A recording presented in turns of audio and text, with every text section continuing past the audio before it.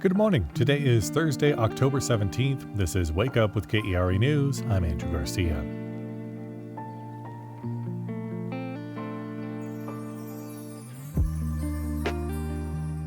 Mild temperatures and sunny skies are expected today with a high in the low 70s.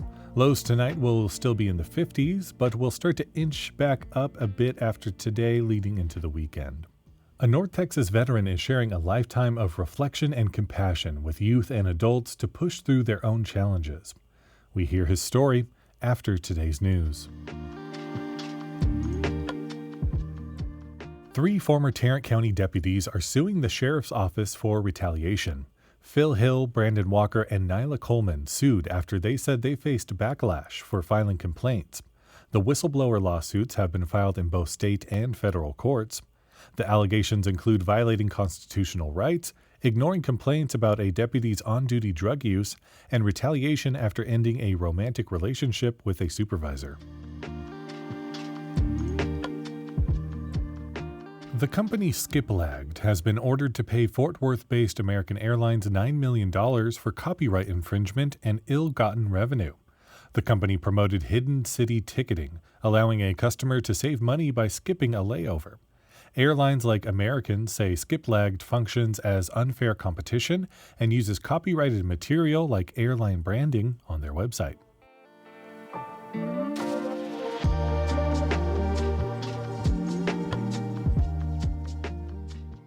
As a warning, this next piece includes depictions of war. Near the start of the Iraq War, U.S. military forces moved into the city of Fallujah. A North Texas man, barely in his 20s, ran through a rain of bullets to save 3 wounded Marines during the bloodiest battle of that war. KERA's Marina Trahan-Martinez reports that Aubrey McDade Jr. now shares a lifetime of reflection and compassion with youth and adults to push through their own challenges. Barbecue pits radiate Terry Black's parking lot in Deep Ellum. Gunnery Sergeant Aubrey McDade Jr. grins. Eyeballs click. He scans the area. He can't help himself. The retired North Texas native Marine calls cadence. He drills a young new Marine across the asphalt. His eyes give away the tough drill instructor image. Those eyes have seen pain, abuse in childhood, death in combat. Nathan Anderson died. Andrew Russell lived. Carlos Dominic lived. It was the Second Battle of Fallujah, November 11th, 2 decades ago.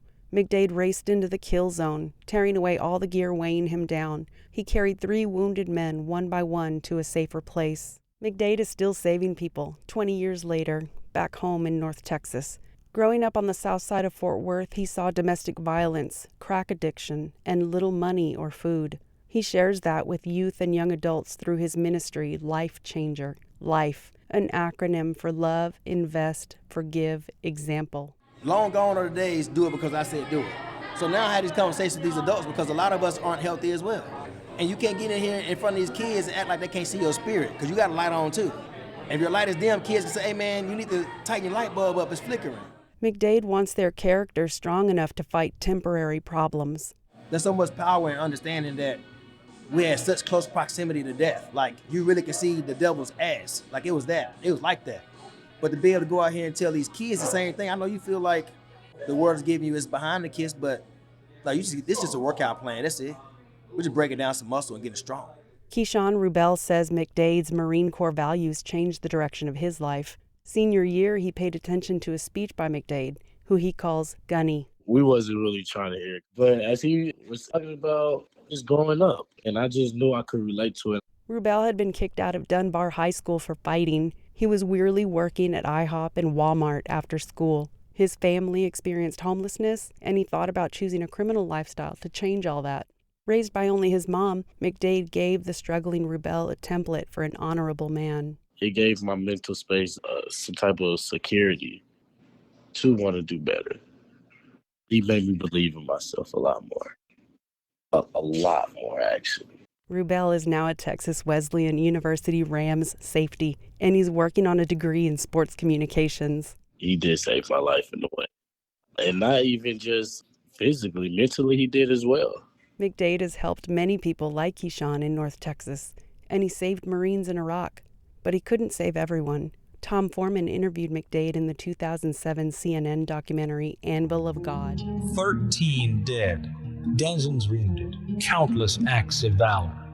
Sergeant Aubrey McDade ran alone repeatedly through an intense firefight to carry wounded Marines to safety, earning one of the highest honors, the Navy Cross. Marines who fought with him in Iraq want to upgrade Day-Day's Navy Cross to a Medal of Honor. Wade, Sid, Turner, raised in Oak Cliff, saw McDade save fellow brothers of the 1st Battalion, 8th Regiment, Bravo Company. McDade was always a leader, but to have one of our own be up there to represent everything that happened on the battlefield, not just him alone, it means a lot, I think, to all the guys.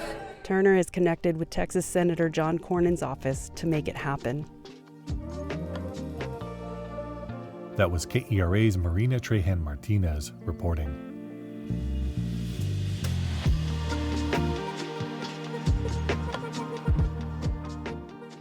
Dallas Trinity FC played to a scoreless draw with DC Power FC last night.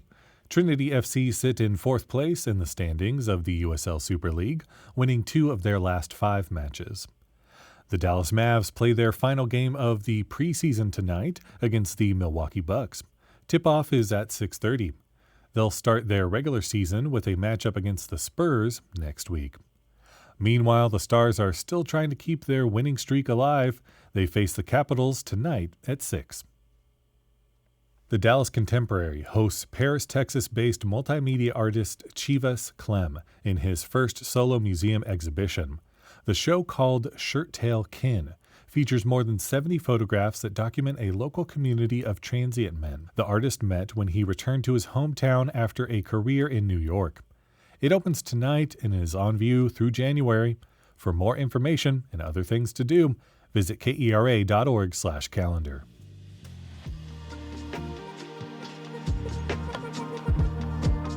Thank you so much for listening to Wake Up with KERA News. I'm your host, Andrew Garcia. This show was produced and edited by Shardae White and Becca Moore. For more news in your inbox, visit kera.org/wakeup. That's where you can subscribe to the Wake Up with KERA News newsletter. That's written by our colleague, Catherine Hobbs. Also connect with us on Facebook, Instagram, and Threads at KERATX. Take care, and we'll see you tomorrow on Friday.